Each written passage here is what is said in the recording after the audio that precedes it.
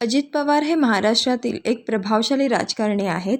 ते राष्ट्रवादी काँग्रेस पक्षाचे NCP वरिष्ठ नेते असून महाराष्ट्राचे उपमुख्यमंत्री म्हणून त्यांनी अनेक वेळा काम केले आहे. शरद पवार यांचे पुतणे म्हणून त्यांची राजकीय ओळख असली तरी त्यांनी स्वतःच्या राजकीय कर्तृत्वाने वेगळी ओळख निर्माण केली आहे.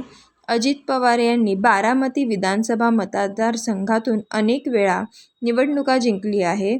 त्यांनी राज्याच्या विकासासाठी अनेक योजना राबवल्या आहेत. विशेषतः सिंचन प्रकल्प, ग्रामीण विकास, कृषी योजना, पायाभूत सुविधा, रस्ते, पाणी, वीज. त्यांना कठोर निर्णय घेणारा नेता म्हणून ओळखला जाते. त्यामुळे समर्थकांमध्ये त्यांची लोकप्रियता आहे तर विरोधकांमध्ये टीका देखील. अजित पवार हे महाराष्ट्रातील महत्त्वाचे राजकीय व्यक्तिमत्व आहेत. त्यांच्या राजकारणावर टीका प्रशंसा दोन्ही होतात. पण त्यांच्या मृत्यूबाबत कट असल्याची माहिती पूर्णपणे खोटी आहे. लोकांनी सोशल मीडियावर बातम्यांवर विश्वास ठेवण्यापूर्वी सत्य पडताळणीवर करणे अत्यंत आवश्यक आहे. कारण चुकीची माहिती समाजात गैरसमज आणि तणाव निर्माण करू शकतो. अजित पवारांच्या मृत्यूनंतर एकच शब्द सांगेल की ते कालही होते, आजही होते आणि नेहमी सर्वांच्या लक्षात राहतील.